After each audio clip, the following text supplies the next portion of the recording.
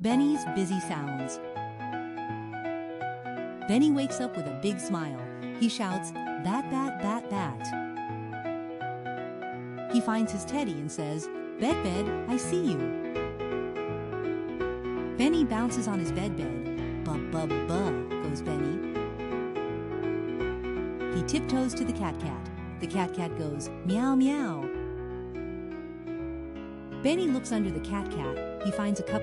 "Caw, caw, caw." He heads to the kitchen. On the table, there is a cap.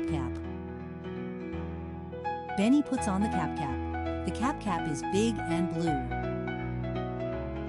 Outside, the sun shines. Benny waves, "Sun, sus." A dog runs by and barks. "Dog, duh, laughs Benny. Benny jumps and makes silly sounds. Buh, cuh, sus, duh. He claps his cap, cup, and cat together, clap, clap.